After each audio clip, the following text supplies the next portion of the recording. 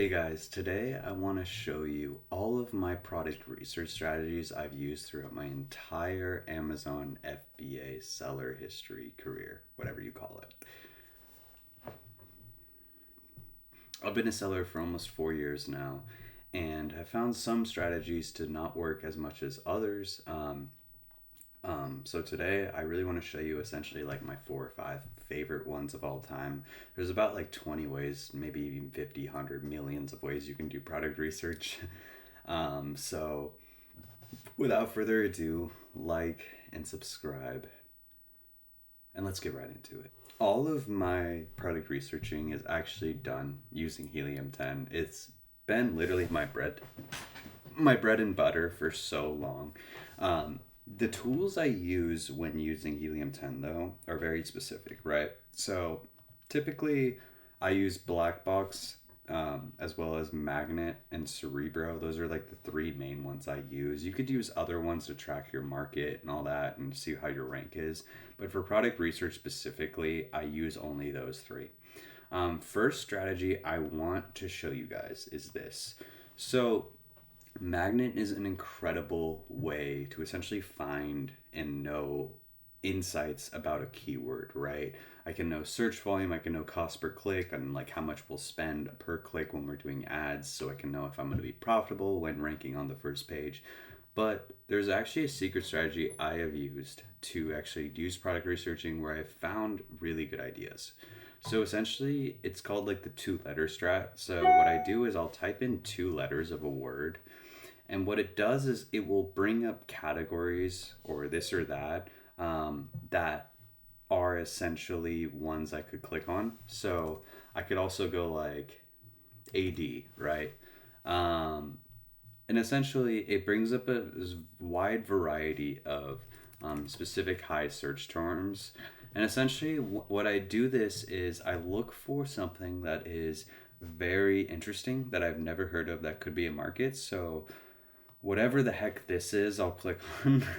But this is where this strategy comes into play that's amazing, all right? So what I'm gonna do right now is I'm gonna sort by Magnet IQ score. We'll wait for this to load, but Magnet IQ score is essentially Helium's 10 way of measuring the amount of competition versus the amount of search volume and demand there is for a product. So the higher the Magnet IQ score, the better. So essentially, I'm gonna sort this highest to lowest. And then essentially I want, let's see if I could do both at the same time. And unfortunately I can't, but when I'm in Magnet IQ score, I can actually look at a lot of different markets from this search term that are related. So I'm able to find some really interesting ones. Some of these I have no idea what they even are. Supplements tend to usually have, by the way, tip for advice, supplements usually have a high cost per click. So want to watch out for it because your long-term customer value, or your customer value, is typically way higher in supplements. But this is actually like a really interesting way to find markets though. So like bee pollen, right? Maybe I click on that and I see what is bee pollen, right? Is there a sick brand, a brand that is really giving the customer what they want in this market, right? So using this strategy, you are able to really find interesting ideas. And one thing I also want to mention to you guys is for Helium 10, my main part I use is black box. So typically most of my product research is actually done in here. And by the way, for Helium 10, I actually have a 35% off coupon down below that you could use at any time. This is just a way to support the channel and make your product researching way more less costly. So yeah, it's usually 20% off, but until the end of October, I'm offering you 35% off. But link is down below for that. But I am here to really teach you guys product research and what I'll do next. So essentially, my next criteria, guys, is kind of going by keyword basis. Sorry about that. So my next criteria I want to give you guys is essentially a keyword research, right? When we are typing in any keyword on Amazon, it could be a market, it could be a subcategory, it could be a long tail keyword, it could be this or that. And essentially, when I am in this keyword research tool, I want to find a keyword that essentially is a legit market, right? A legit market where there's good sales, this or that. Again, I want a customer who's willing to spend more. A lot of different things I have in my criteria. In my previous videos, I would explain it. I essentially just look for a customer who's willing to spend more, or we're solving a problem. It's an enthusiast customer. You can read the book Choose on it. Incredible book. So I'll do for search volume 7,000. I want something that is solid search volume. And then my revenue criteria, guys, is I would usually do around 18,000 in actual revenue. I want to make sure I'm actually making a full-time income off of this. Markets I want to see are just like ones that have really good demand in general. And then for price, I do 25 to 45. I want in that impulse buy range, so under 50 bucks essentially, where people don't mind spending a 5 or 10 bucks more on a way better brand, premium brand, and it's way less of a decision for them instead of having to pick $100, $200 product where it's more very difficult on that end to survive on those markets.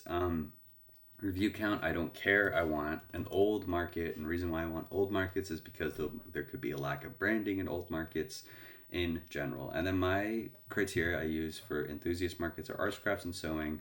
Any market where the customer is willing to spend more in my eyes, so like pet supplies, patio, lawn, and garden, gardening, people love gardening, kitchen and dining, industrial and scientific, home and kitchen, you get it, health and household. Those are my essential categories I use. And then my last kind of product research strategy I use, guys, it's essentially just a way to find specifically old markets. And when I'm looking for old markets, there's a specific strategy I use. And some people, if you have seen this, comment down below. But minimum or maximum of 3 images I want to do. And this is essentially in the products tool of Helium 10.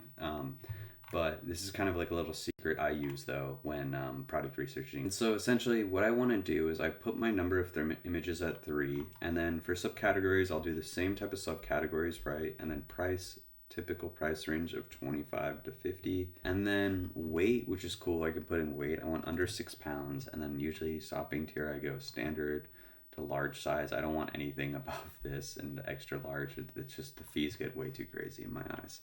So yeah, those are my 3 product research tools, guys, I use in Helium 10. It's just an amazing tool I use for 90% of my product research goes into there. My other 4th strategy I use is I just go to the Amazon bestsellers and I just see what markets I've never heard of, and I just go through there. I have previous videos on it as well.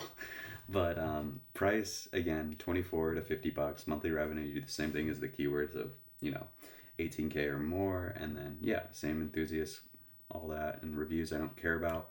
And those are all my criteria I use, guys. So I use those 3 strategies.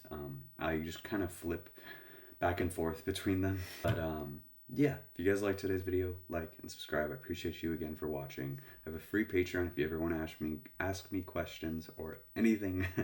I am always here to answer questions, and I don't like the course format of having to spend $500 and never getting to ask questions and just taking your money. I don't do that. I'm here to help you and really guide you on your journey for